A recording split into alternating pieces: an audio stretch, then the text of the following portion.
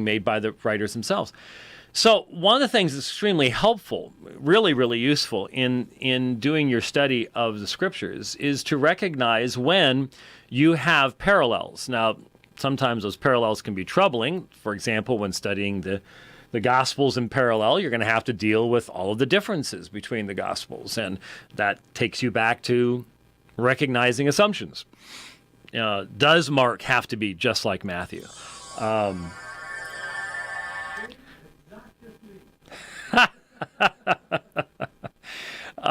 Obviously, a good friend of mine is not listening to the program right now. When we look at the parallels in Matthew and Mark and Luke, we have to deal with the presuppositions that are found there. Those aren't the only ones, though. Those aren't the only places where there's parallels. Lesser known are the fact that you have the historical books. You have the parallels between First, Second Chronicles and First, Second Kings. You have parallel material in other places in the Old Testament, and especially the very name Deuteronomy, the second giving of the law, means that you're going to have parallel materials between Leviticus and Deuteronomy, Exodus and Deuteronomy. And so when you can have a parallel, then you can, it's sort of like getting a second point of view, a second perspective on the same material. And unlike, I mean, my first exposure to this was back when the Mormon missionaries came by my home. Well, they didn't come by my home. They came by my sister-in-law's home and presented the Acts 9:7, Acts 22:9 issue, where Paul is narrating his conversion. Well, in one, Paul is narrating his conversion. The other, his conversion is being narrated by someone else. And the missionaries pointed to what they felt were inconsistencies between those renderings of the same thing.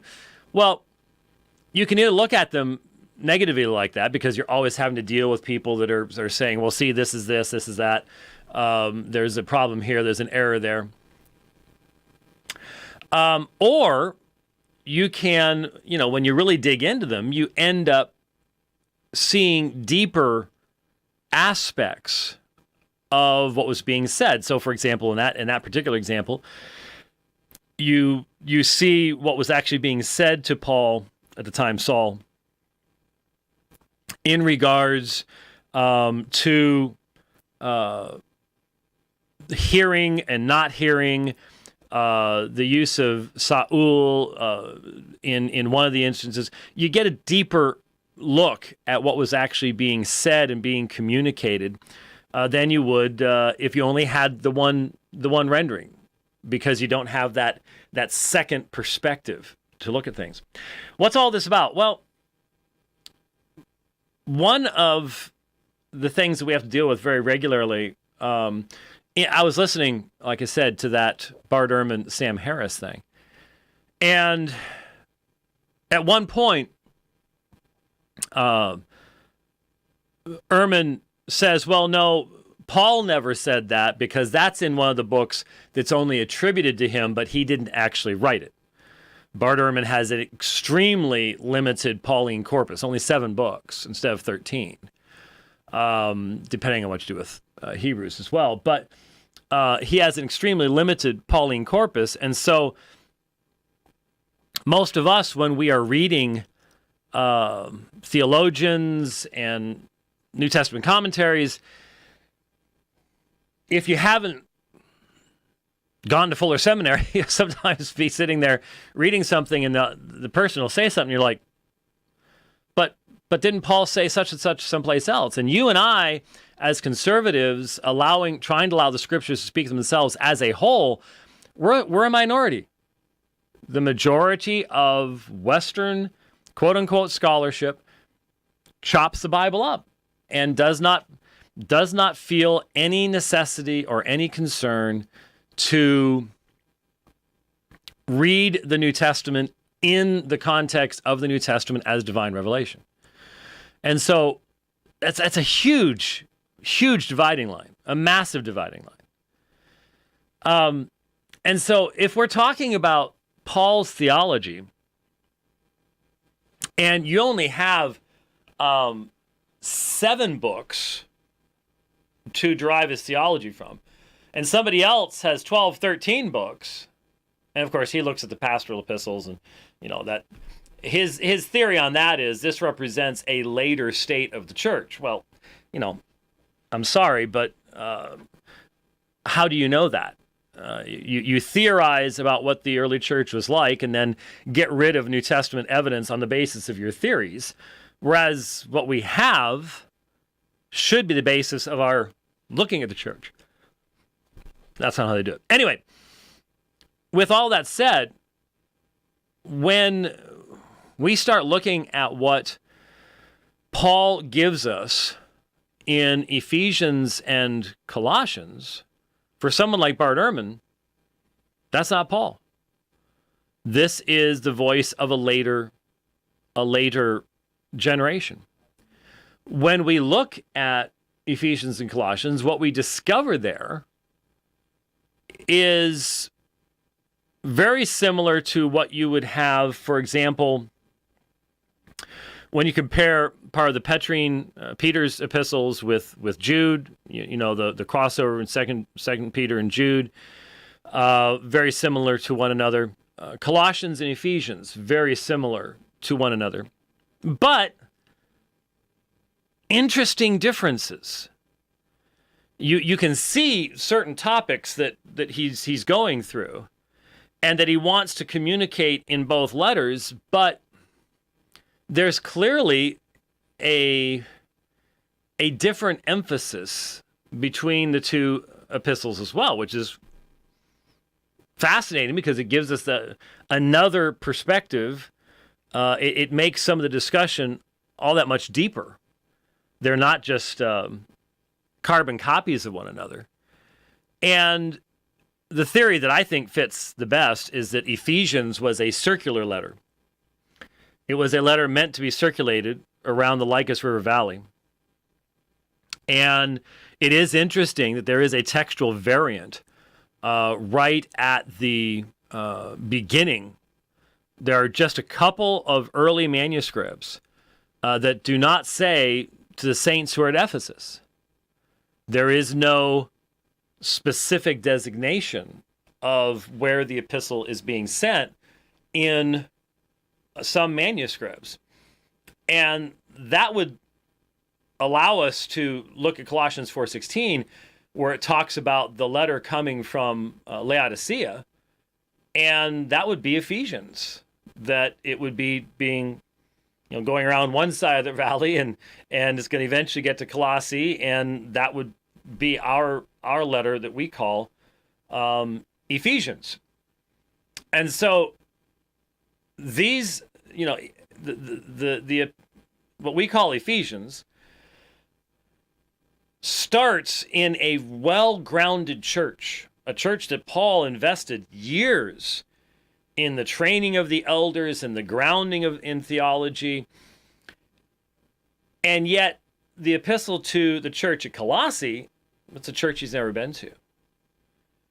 And so what you get to see in the slight differences in emphasis between Ephesians and Colossians and what's contained in one and what's not contained in the other and vice versa, and then in what is in parallel, sort of gives you an insight into what Paul wants all the churches in Lycus River Valley, Ephesians, including the ones really grounded in the Word, to know, and then with special focus in Colossae, which is to the east, and this is where most scholarship feels Gnosticism came from the east toward the west, and so there is a more of an apologetic concern about some errors that evidently Paul has heard are creeping into the church at Colossae.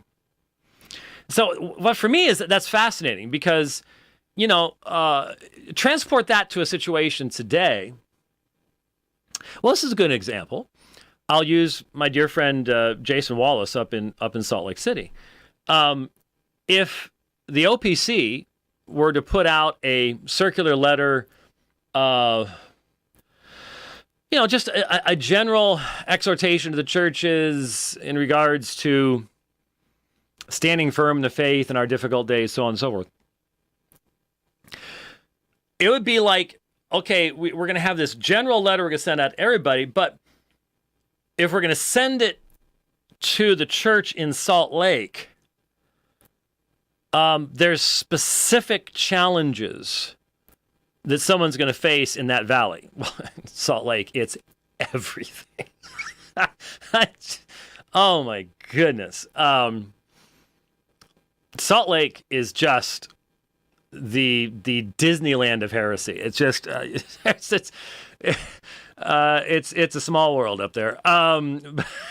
It's just amazing. But it wouldn't surprise us if there was a special emphasis upon those elements of Christian truth that need to be emphasized in dealing with Mormonism, or in dealing with those who have become disenchanted with Mormonism, especially over the past number of decades, and how to especially present the Christian truth to them.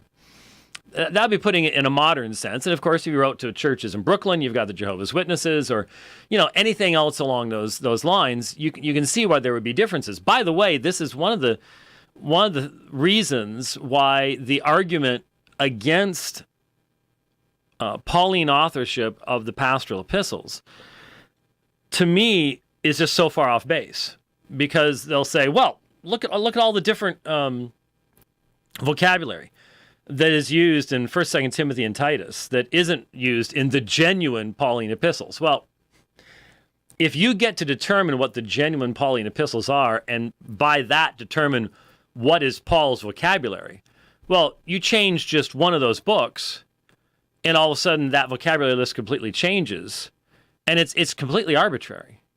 But what's more, it's very obvious that when you write an epistle, you write a letter to a specific individual, even if that individual is in a particular church, the vocabulary you're going to be using is going to be different, fundamentally different.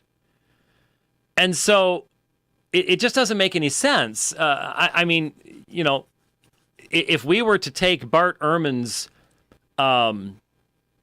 letters that he writes to co-workers and compare the vocabulary with his popular books, or just compare the vocabulary of his scholarly books versus his popular books, we'd have to come up with the conclusion that there are many Bart Ehrmans and there are a bunch of forgeries running around too. But when that's turned on the ancient context, no one seems to say anything, or no one seems to care.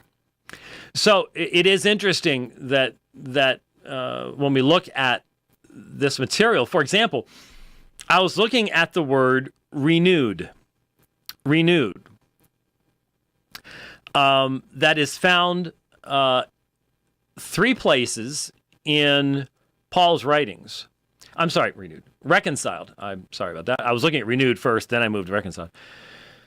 And reconciled is used in Ephesians and Colossians, twice in Colossians, once in Ephesians. Renewed, interestingly enough, is used in Colossians, Ephesians, and Romans.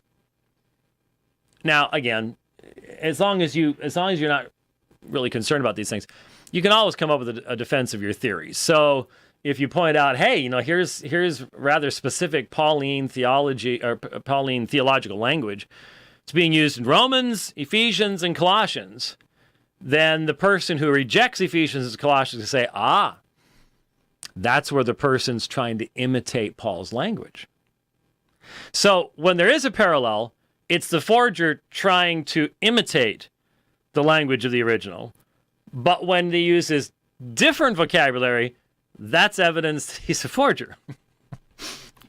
There's no way out. I mean, once you've got your theory, you've got your theory, and that's it. And look, folks, for seminary students, there is sadly, even in good seminaries, a groupthink concept. And you send a young man to the seminary